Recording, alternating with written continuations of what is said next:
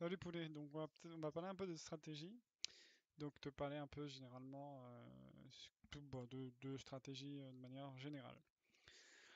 Donc, une stratégie que moi je faisais auparavant chez les CFR, donc une stratégie qu'on a fait pendant de nombreux mois, voire une année, c'était le split d'attaque. Donc on a deux zones de cap, hop, on a pris la première zone de cap, on doit aller chercher la seconde.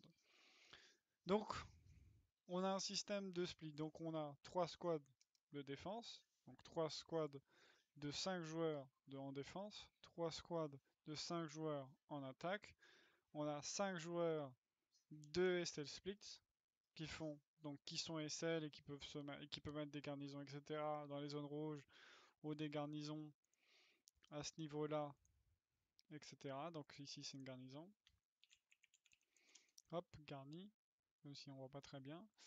Ils peuvent mettre des garnisons, etc. Des canons, etc. Ça, ils avaient fait ça beaucoup plus tard, mais on en parlera un petit peu. Donc on avait un système comme ça, et avec ça, on avait 4 chars de 2. Donc on a, au lieu d'avoir 3 chars, donc 2 chars de 3 joueurs, on avait 2 de 2. C'est la méta aussi qui permettait de ça, parce que le changement était rapide, donc on pouvait se permettre de faire ça. Donc voilà, et pour l'artillerie, on avait deux artis. Deux artis, et pour bien comprendre, char. Hop, voilà. Ça c'est, voilà, comme ça tu comprends bien, on avait deux rocos et un commandant.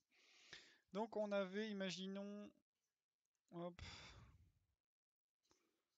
une squad de défense ici, une squad de défense ici, et une squad de défense ici, parce qu'on a réussi à prendre la zone. Bon, on va dire pas là, on va dire, voilà, si on va dire qu'elle était là, elle est là quand même. Allez, imaginons, partons du principe là. Imaginons aussi, on a réussi à faire une squad d'attaque là, une squad d'attaque ici, une squad ici. On a ce système de SL split d'attaque. Donc CDSL qui pose un AP là, qui pose un AP là. Imaginons généralement on arrivait à mettre 2 AP, voire 3. 3 c'était très très rare. C'était quand vraiment les équipes étaient pas bonnes, mais tu peux t'assurer qu'on avait au moins minimum 2 AP. Minimum 2 AP. Ou on va dire même max plutôt. Maximum 2 AP et minimum 1. Voilà, contre des équipes plus fortes, on avait minimum un AP. Et nous, on faisait le système de basculement des squads d'attaque aux AP. Voilà, on faisait ce bon vieux basculement qui permettait de faire apparaître des squads d'attaque en AP. Il y a deux problèmes dans ces conditions-là. C'est que les garnisons que je mets en rouge, ce sont les garnisons ennemies. Ouais, imaginons, tac, tac, tac. Les SL de Splits, comme ce sont des joueurs qui sont tout seuls et qui jouent tout seuls et qui posent des AP tout seuls, ils jouent des duels en 1v1 la plupart du temps. Donc, ils sont, en fait, c'est pas une squad entière qui joue ensemble, ce sont des, des groupes de 1 qui vont essayer de poser des AP et qui vont jouer des duels en 1v1. Voilà, ça pose problème. Oui, parce que ça veut dire que tu dois gagner tes duels. Tu vas me dire, oui, mais il n'y avait pas les meilleurs joueurs. Si, il y avait les meilleurs joueurs, il y avait des Gymsters, etc. Même le frère de Gymster et tout, il y avait les Chartreux et tout. Avec des très bons joueurs dedans. Des très bons joueurs qui étaient en capacité de gagner facilement leurs duels. Mais ça posait problème quand même voilà, la problématique, c'était que de réussir à poser des AP, etc. Il y avait Sushi aussi à un moment. De juste réussir à poser des AP parce qu'il faut gagner ses duels, poser des AP, détruire les garnisons et mettre pression sur le point fort. Et ça, c'est impossible. Tu peux pas en fait et gagner tes duels et poser des AP. Quand tu le fais, quand tu poses un AP que tu dois gagner tes duels, si t'en perds, si t'en gagnes deux mais que tu perds le troisième, ton AP tu le perds ensuite. Parce qu'il est trop proche. Alors sinon, tu me dis, bah tu l'éloignes, tu vas mettre ton AP beaucoup plus loin. Ici. C'est là où va se poser un autre problème. C'est qu'en fait, comme l'équipe joue avec des SL splits et que le jeu était comme ça, on te demandait en fait de faire un basculement. Ce fameux basculement comme ça. Voilà, on va même pas prendre celui-là, on va dire comme ça. Ce qui faisait que ça faisait disparaître ces squads-là. Et le problème, ce serait plutôt comme ça. Et le problème, il vient de là. C'est que eux continuent à attaquer et vont continuer à t'attaquer dans les zones d'intérêt qui sont à peu près marquées ici. Et toi, en fait, t'as perdu 2 squads parce qu'ils sont basculés dans la paix. Et en fait, ce 1 minute 30 qui est utilisé par l'échappe redéploiement de tes joueurs va être utilisé par l'ennemi parce qu'en fait, il y a beaucoup moins de force dans ta zone de cap, donc ils vont continuer à pousser plus facilement même et réussir à atteindre ton point fort ou à déséquilibrer ta défense, ce qui a fait que ta défense est en difficulté. En sachant que tu n'as toujours pas ces zones-là. La zone qui est ici, toutes ces zones-là, tu les as pas, tu ne l'as pas. Eux, ils ont encore leur défense parce que même s'il y a des AP, les garnisons elles ont pas été détruites parce que généralement les SL split posent uniquement les AP. Et quand ils arrivent à atteindre une garnison, ils la détruisent. Mais même s'ils la détruisent, une fois détruite, elle est reposée et eux, ils ont perdu leur duel et donc ils repartent depuis zéro. Voilà. Donc ils repartent depuis une garnison qu'ils ont posée à une extrémité, genre là, ou genre ici, ils ont posé une garnison ici, donc voilà. Ici, c'est des AP, hein.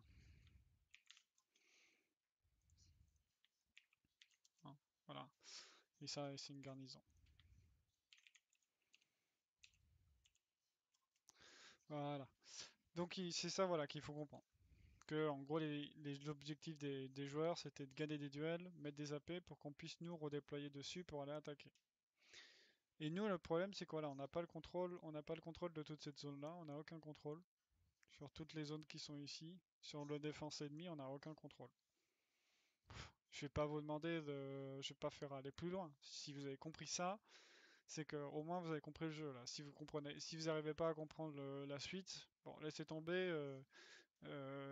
Parce que là, on sera bloqué. Je veux dire, s'ils n'arrivaient pas à comprendre qu'on n'a pas le contrôle de la carte, que faire ce basculement ne fonctionne pas parce qu'en fait, les AP sont posés, mais que ça se joue sur celui qui va mieux tenir sa défense, ça marche pas. Ça marchera pas. Et généralement, en plus, ceux qui tiendront le mieux la défense, ça sera l'ennemi parce que lui, l'ennemi, il a un contrôle de carte, il va jouer des duels en 1v1 et que même si tu as un bon joueur qui va poser son AP et tout, et que son AP est suffisamment proche ou même trop proche, quand il va perdre son duel, imaginons il a réussi à mettre un AP qui est ici, il avance, il avance, il avance, il perd son duel là alors qu'il vient d'en gagner deux, et bah il va perdre son AP ensuite. Parce qu'il doit attendre le redéploiement de soldats. Et nous, on fait ce redéploiement. Mais nous, pendant ce temps, les zones qui sont ici, les garnisons qui sont ici sont toujours opérationnelles, donc ils vont attaquer. Ce qui va faire que ça va déséquilibrer les zones. Les zones qui sont ici, si eux ils sont 10 contre 5, ça va être beaucoup trop difficile de tenir. Et puis s'il y a des chars et de l'artillerie, ça va être trop difficile de tenir. Donc la zone va être perdue. Donc ils vont la prendre. Exactement la même chose ici. Ici, ils vont avoir des difficultés de tenir la zone. S'ils subissent des chars, de l'artillerie et de l'infanterie, la zone va être perdue. Hop, comme par hasard, ça va retirer la zone de cap. Mais donc il y a cette difficulté-là du nombre de joueurs dans la zone de cap. Même si te reste 10 joueurs dans ta zone de cap, tu contestes encore. Mais ça va jouer vraiment sur la rapidité, l'efficacité de tes squads d'infanterie. Problème, en gros, ça veut dire que tes squads d'infanterie qui vont aller attaquer comme ça, si elles n'y arrivent pas, c'est perdu. Voilà. Si elles n'arrivent pas à mettre la pression sur la défense ennemie, c'est perdu. Et qu'est-ce qui se passe généralement? Eux ils vont continuer à garder cette pression-là. Donc en gros, on va laisser ta squad de défense qui est là. Ils vont continuer à mettre de la pression comme ça.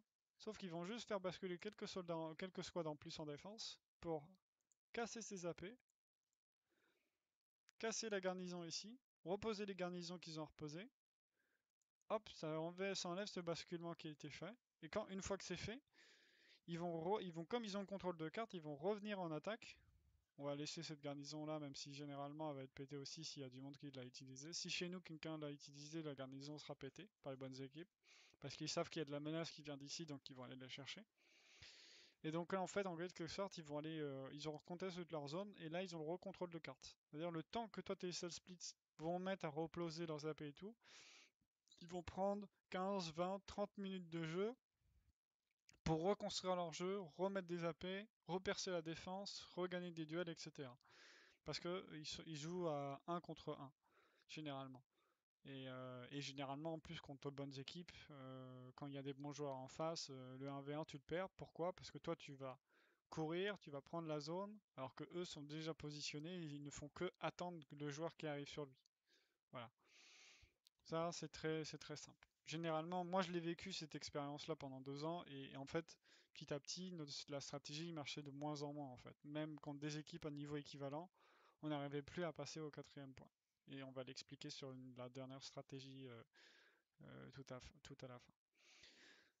Et donc voilà, une fois qu'ils ont nettoyé leur défense, ils vont s'assurer en fait de continuer l'attaque. Et nous, on est toujours dans ce dispositif et dans cette attaque-là parce qu'on n'a pas réussi en fait à faire bouger les lignes, à aller chercher ces zones-là. Parce que notre stratégie en fait de base de start, c'est de s'arrêter ici. Parce que nos starts en fait à chaque fois sont pas bons parce qu'on s'arrête ici en fait. On va pas plus loin, ce qui nous permet pas d'avoir un élan pour aller chercher ces garnisons-là. En fait, on n'a aucun élan de camion, on n'a aucune possibilité d'aller encore plus loin sur le terrain pour aller chercher ces garnisons. On est bloqué en fait. Dès le start, on est bloqué pour qu'eux ils puissent continuer à nous attaquer.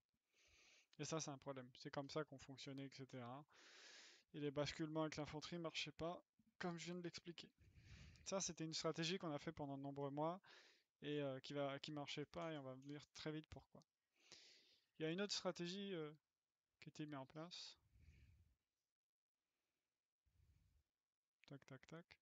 C'était la stratégie de ligne qui était un peu qui n'était pas vraiment fonctionnelle. Donc là, on a nos deux zones de cap. On s'en fiche que ça soit pas parfaite. Et en gros, la stratégie de ligne, c'était ça. Tac, tac. Ça, on s'en fiche. Alors, c'était un truc comme ça.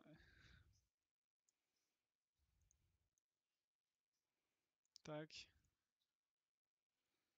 Et tac. Ça devait. C'était un vieux. Ça, c'est ce qu'on faisait en 2019, etc. C'est des trucs que vous pouvez revoir, hein, que tu pourras revoir, hein, qu'on va te reproposer. Imaginons, on doit attaquer le point du middle. Le problème, c'est que comme tu vois bien, il n'y a pas assez de force frontale, il n'y a personne frontale. Donc, comme il n'y a pas assez de force frontale, les squads en L en face, les squads d'attaque vont juste aller chercher les zones qui sont devant elles. Donc, ça va aller beaucoup plus loin. Ça va aller chercher ces zones-là, chercher ces zones-là, et chercher ces zones-là, quoi. En gros, en quelque sorte. Bon, les objectifs sont toujours variants en fonction de la situation, mais ça va être à peu près ça. Ça ou ça. Tu vois à peu près les zones qui vont aller chercher. Et après, en fonction du point suivant, ça peut aller chercher cette zone-là, ou plutôt cette zone-là, etc., etc. Mais même au start, au start, ça va être plutôt, ils vont aller chercher ça et ils vont aller chercher ça. Voilà, parce avec le camion côté US, on peut pas aller chercher beaucoup plus loin, on n'y arrive pas généralement. Mais après, ça se joue au skill et à la progression petit à petit ensemble, quoi. Mais comme tu le vois, donc ici, il y a pas grand-chose. Il n'y a pas assez de monde en fait dans cette zone-là. Il n'y a pas assez de monde pour l'infanterie axe. Donc en fait, ils vont se faire pulvériser par les squads d'attaque qui, elles, vont simplement avancer tout droit. Et à 15 contre 10, bon, ils vont se faire exploser. Après, on va avoir en fait ce système de squad de défense, comme tu le sais, qui, elle, en fait, est déjà disposée à contrôler en fait les différentes zones. Donc elles vont contrôler ici, contrôler là, contrôler ce qui se passe ici, contrôler là, en fait, elles vont contrôler toutes les zones, etc. Et pareil pour la squad défense. Elle va contrôler un peu ici, devant, et le point fort. Bon, elle peut, en fonction des situations, elle contrôle différentes zones. Voilà, elle contrôle différentes zones avec leurs soldats, les situations qui se passent, etc., etc. Donc tu vois très bien, voilà, donc il y a tout ce dispositif-là. On va retirer ce qui se passe si les squads de défense qu'elles doivent contrôler. On sait que nos squads d'attaque, elles progressent. Aïe, c'est pas ça que je voulais retirer. Mais nos squads d'attaque, elles progressent. Je vais remettre ça. Bon, c'est pas beau, mais on s'en fout. Voilà, on a notre zone de cap. Nos squads d'attaque, elles progressent. Le point suivant, on va le mettre, on va faire simple, hein, même si, bon, on va faire compliqué pour que ça parle à tout le monde. Le point suivant, il est là. Donc, qu'est-ce que va faire les squads d'attaque? Elles vont dévier. Dévier tout simplement. elles vont aller chercher cette zone-là, lui va aller chercher cette zone-là, et petit à petit il va aller chercher ces zones-là, et comme ça. Et là, pour la zone de cap, c'est exactement la même chose. Il n'y a rien qui change. Voilà, ça c'est la zone de cap alliée et ennemie. Donc on doit aller chercher ces zones-là. Donc comme ça, nous, l'équipe ennemie, elle, va avoir un contrôle de carte qui va être effectué sur toute cette zone-là. On va retirer ça. Cette squad-là, qui était ici, elle va juste aller chercher la garnison potentielle s'il y a peu. S'il n'y a plus besoin d'elle, ce qui va se passer, c'est que cette squad-là, qu'il faut, elle va juste s'avancer un petit peu ici et elle va contrôler cette zone-là devant elle. Elle va aller, quitte à aller chercher la garnison s'il faut, et elle va contrôler aussi son flanc. Imaginons cette squad-là se font pulvériser parce qu'elles ont plus de garnison, elles ont plus de garnison, elles ont plus d'AP. Il reste toujours les squads dans les flancs. Donc ces squads flancs, elles sont bien allées en profondeur. Donc elles se retrouvent ici et elles vont être bloquées en fait par les squads qui vont être contest ici en fait. Même chose pour l'autre squad, donc qu'on va mettre en noir, qui elle va faire le tour. Elle va attaquer ici. Sauf qu'en fait, ce qui va juste se passer, c'est que la squad point fort, elle va contester la zone qui est ici. Voire la squad flank va contester la zone qui est derrière elle. Elle est en capacité juste de se split pour contester les zones. Et elle va chercher à contester les zones, l'intérieur de sa zone de cap et après l'extérieur de sa zone de cap. D'abord l'intérieur, après l'extérieur. Pour en fait faire en sorte qu'il n'y a plus personne qui contrôle qui est dans sa zone de cap. Et après on élimine la menace qui est à l'extérieur, on va la chercher, on la réduit, etc. Pendant tout ce temps, il y a un système de logis qui est mis en place. Donc la squad défense ici, elle gère très bien, il n'y a plus de garnison ici. Donc la squad d'attaque, elle va aller contester ici, si elle se fait counter, même si imaginons celles-ci elles sont passées. Donc si celles-ci elles sont passées, que la squad logis s'est fait choper, etc., ça veut dire qu'il y a encore du monde. Donc cette squad-là, en fait, ce qu'elle va faire, c'est qu'elle va juste se dévier un peu plus et elle va aller chercher d'abord les squads qui se retrouvent ici, les squads en noir, etc.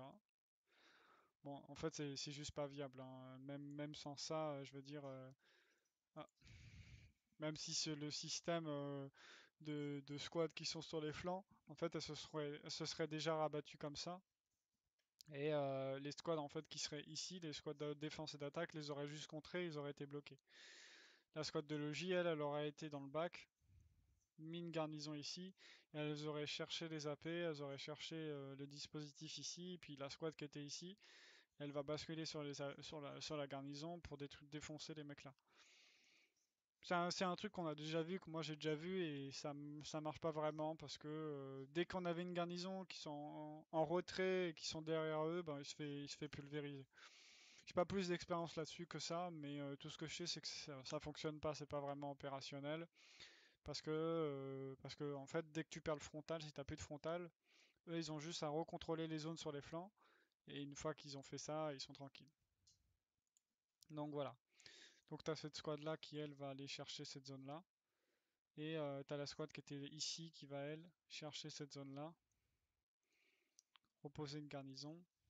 Et voilà. Ou sinon, utiliser la garnison qui est dans le bac ici pour aller chercher la zone ici. Ce qu'il faut savoir, c'est que la squad qui était ici, elle va pas chercher le point fort directement. Elles vont d'abord les chercher comme elles sont derrière, elles vont d'abord aller chercher les zones derrière, pour aller chercher les garnisons potentielles qui pourraient être cachées derrière. Les garnisons qui pourraient se retrouver ici, qui pourraient se retrouver ici, etc.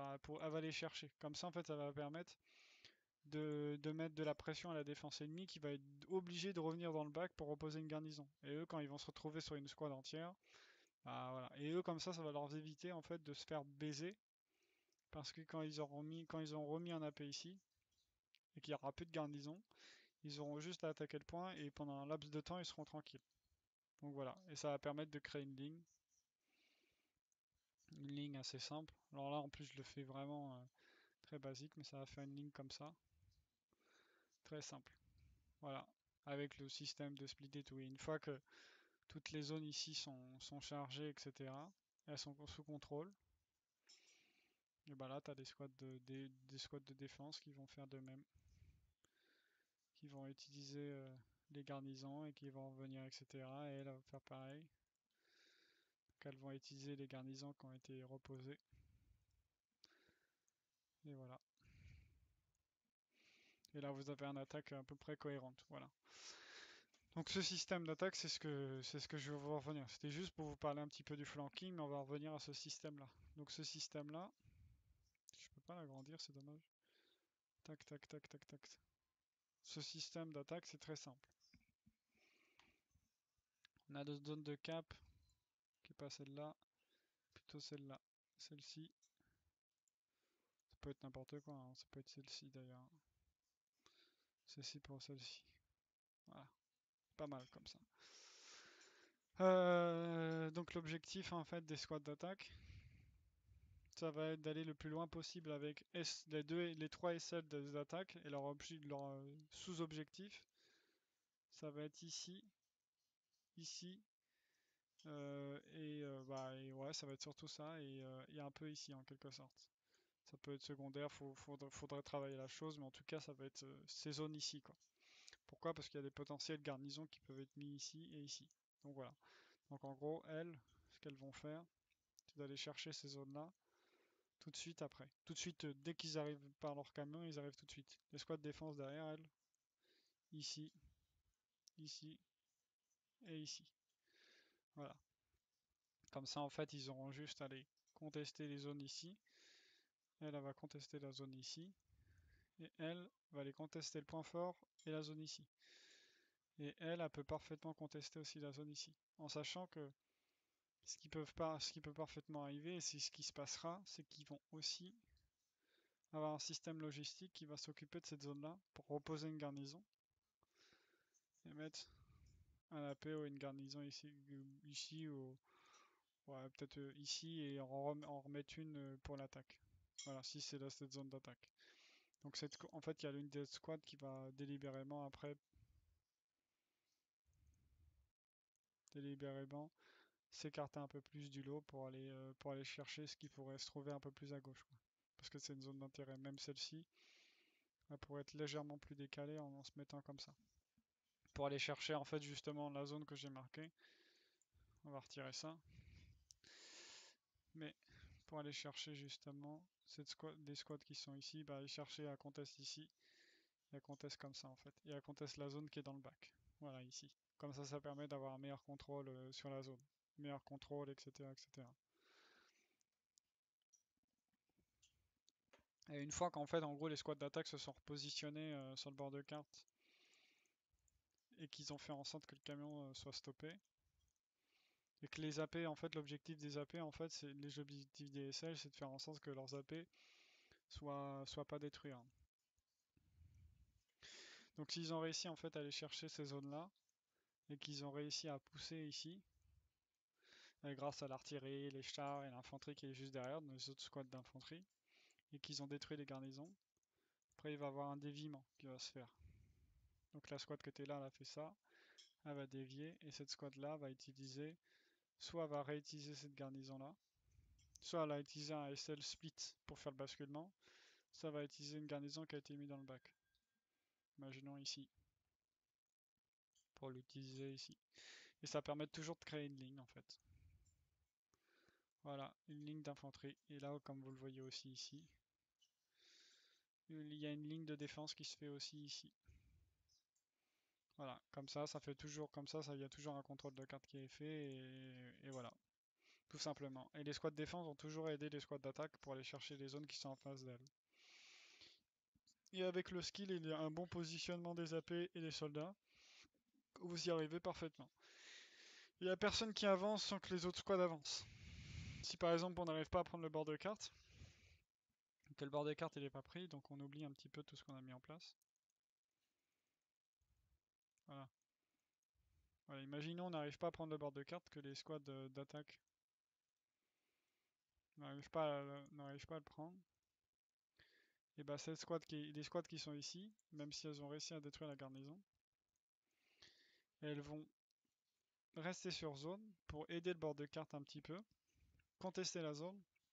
Et pareil pour les autres squads en fait, c'est juste pour qu'en fait la squad défense puisse aller l'aider et que l'autre squad puisse continuer à les aider. Eux vont les aider à longue distance, vont essayer de gagner les duels pour avoir juste du contest des contrôles de cartes. Et comme ça, eux, ils vont être obligés, en fait, eux, leur seule solution pour l'équipe adverse, ça va être de tenir cette zone-là. C'est tout ce qu'ils peuvent faire. Parce que s'ils s'enfoncent trop, bah, ils vont perdre du terrain et ils vont se faire bouffer.